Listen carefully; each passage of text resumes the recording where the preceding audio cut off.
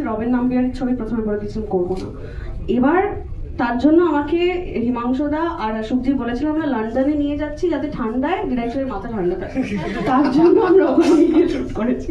যাই হোক, jokes apart, তবে এইরকম ছবিতে আমাকে দর্শক হয়তো প্রথমবার দেখতে চলেছে, সেই নিয়ে আমি তো ভীষণ ভীষণ এক্সাইটেড। তো প্রেমের মরশুমে প্রেমের ছবি, এত সুন্দর সুন্দর অ্যাক্টর্স রয়েছে আমার সাথে, যারা কো অ্যাক্টর্স ছিল। এখানে তো ঋষভদা রয়েছে, সন্ধ্যা রয়েছে, বাকি অনেকে আজকে এখানে প্রেজেন্ট নেই, এবং the entire team, music team, আর রিকদা আমার পাড়ার দাদা আর কি, হ্যাঁ একসাথে মানে একই পাড়ায় থাকি আমরা।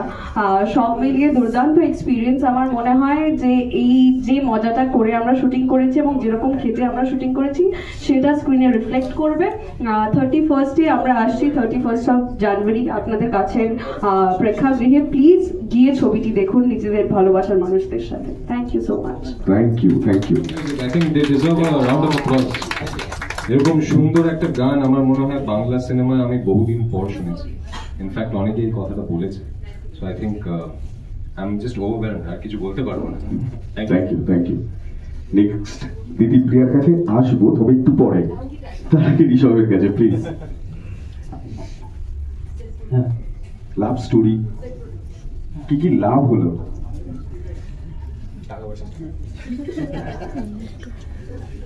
টাকা পয়সা খুব একটা লাভ দেখো আসছে দিনে।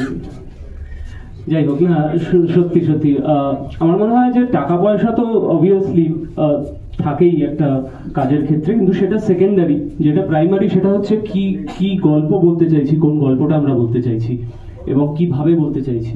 তো আমার মনে হয় তার থেকেও আগে যেটা আসে সেটা হচ্ছে গল্প এবং ডিরেক্টরস ভিশন।